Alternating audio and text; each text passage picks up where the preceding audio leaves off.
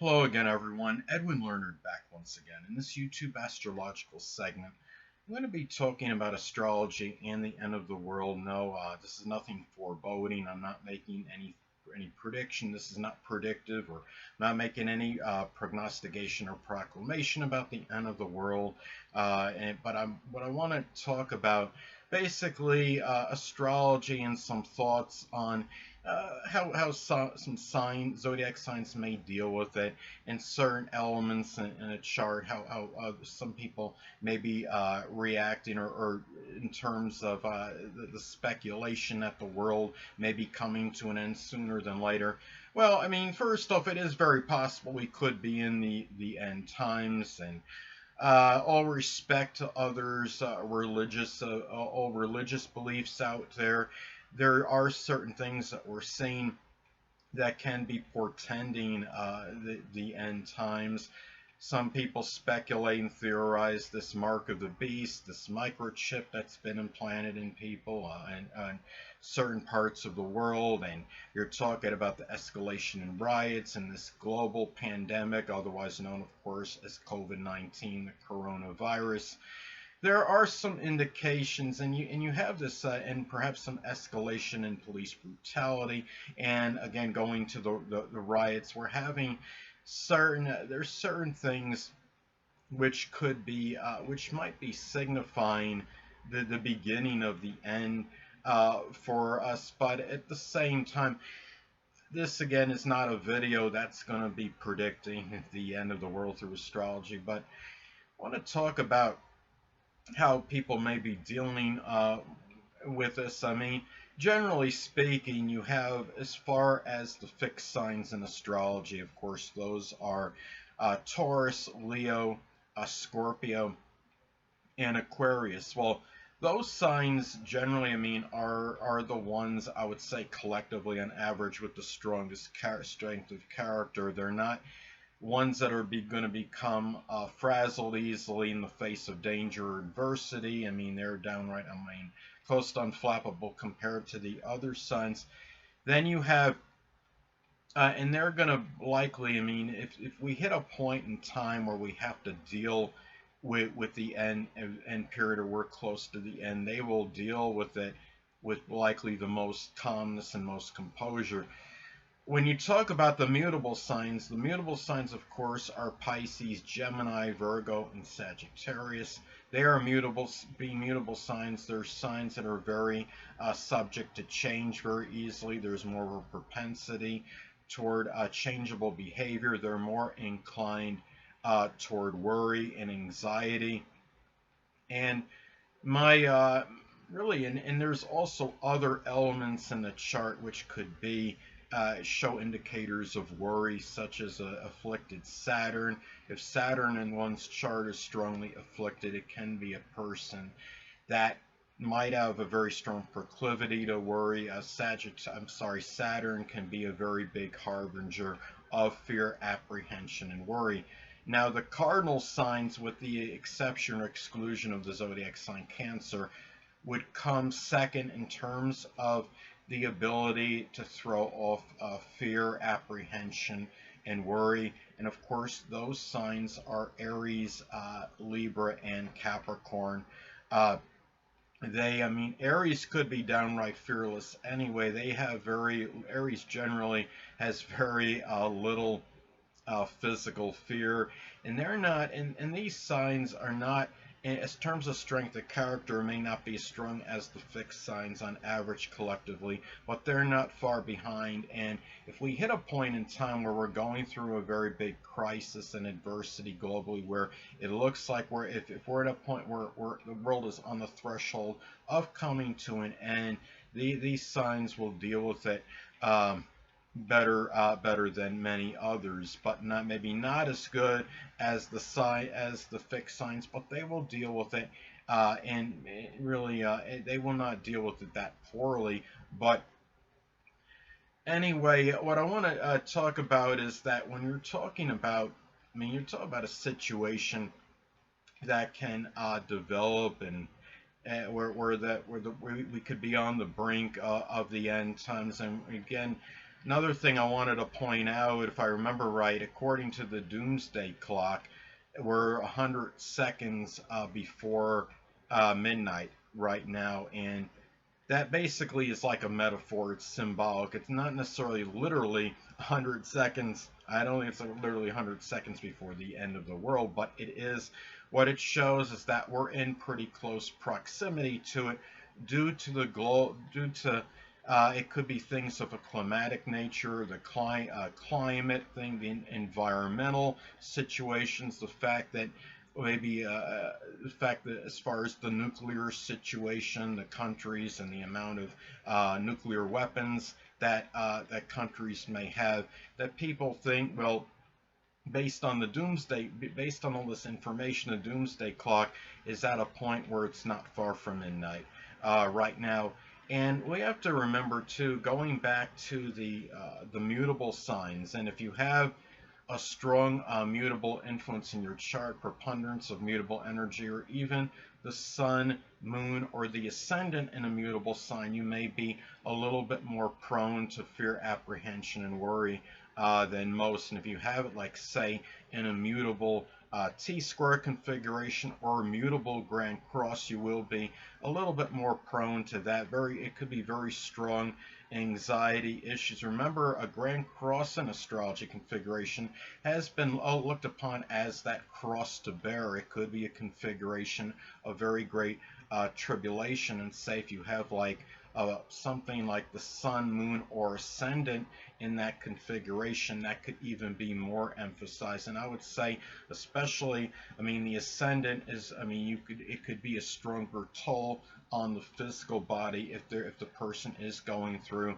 some great apprehension, fear, or worried state. And remember, when you have certain instances you could actually have where there's certain worry and anxiety might actually manifest in physical issues as well. So it's important for people with a strong mutable influence in their chart to understand that many fears that they may be going through might be very distorted and magnified, and they're not really they're often not as strong as what people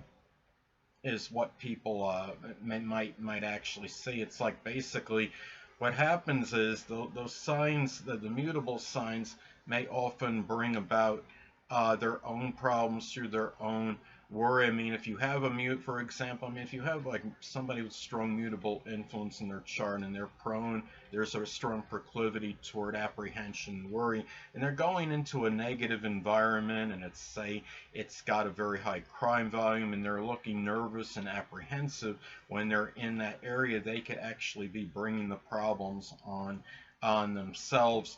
And it's all about a lot of this is just about dealing with situations the best that you can. On the positive side, though, people that have a strong mutable influence and energy in their chart often are the best are often very proficient at making the best of adverse situations and circumstances because they are very adaptable and pliable. Now we're going to have, I mean, I understand we're going to have some issues at the end, the latter part of this year. I mean, we're going to have something when we hit December. Of course, mid-December, we're going to have that solar eclipse in Sagittarius, and we're going to have some shifting of energy. We're going to have Jupiter and Saturn both go into Aquarius as well. So there's going to be some periods that are going to be very significant for us that we may be dealing with. Some have speculated that we might get a resurgence of the coronavirus, and at least in the United States, and if not globally. We're going to have that new moon in Scorpio like in mid-November, and the thing is, new moons are generally auspicious, but remember, you're talking about Scorpio is connected with rebirth and regeneration, and we might get something that might hit us around that time, I think, where we might get this rebirth of this energy and the resurgence of this coronavirus. And the funny thing is that we're not really out of the woods yet at all, really, with this first one.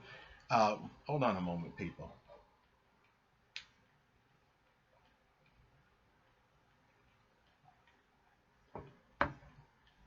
Sorry about that, I'm back. But anyway, it's just some things that we have to look at when we have the Saturn Jupiter conjunction that's going to take place in Aquarius in December, the latter part of December of 2020. I mean, it's not all necessarily going to be gloom and doom. I mean, but what could happen is people have to remember when we had Saturn, the last time Saturn was in Aquarius, we actually had, that was when the internet first came into people's homes. And you're talking about Jupiter on Saturn. Saturn can be about career, ambitions, and work. And I think it could actually be the fact that Jupiter's going to hit Saturn could actually be a very auspicious period for people that have careers, or people that want to start careers or have careers in astrology, esoteric subjects in general, astronomy, aerospace, innovators, people that work with electricity, computers, electronics. It could be very good for humanitarian work as well. So it's really something where you're talking about, and also in working toward the future as well. We're going to have the sun also hitting at the time we have that new moon solar eclipse in Sagittarius in mid December, and that could actually be very good, even though we're going to have, keep in mind, people, at that time we're going to have the south node conjunct the sun and that moon in Sagittarius at that time. And sometimes, I mean, you're talking about new moon solar eclipses in astrology can often indicate a lot of abundance and surfeit of energy, even more so than an actual regular new moon. And it could be very uplifting, being in the lucky sign of Sagittarius for people beginning a belief system, a philosophy, a religion, something with sports or higher education. But at the same time, when you're going to have the south node making that separation from the sun and the moon, well, it could actually have some positive energy, and it could be where many of us may be going away. The fact that it's conjunct the sun could indicate that it could be going away from something that was detrimental to one's life and might have been zapping the vitality to some degree. It might have been a certain belief system. Maybe in some cases it could be about hatred or animosity toward another race or creed or culture. Maybe many people will be actually deciding to go away from that and try to do things to make the world globally a much better place. And also, I mean, the fact that it'll be moving away from the sun and moon, it could be things that we're going away from that might have been detrimental to our soul and our spirit at this time as well.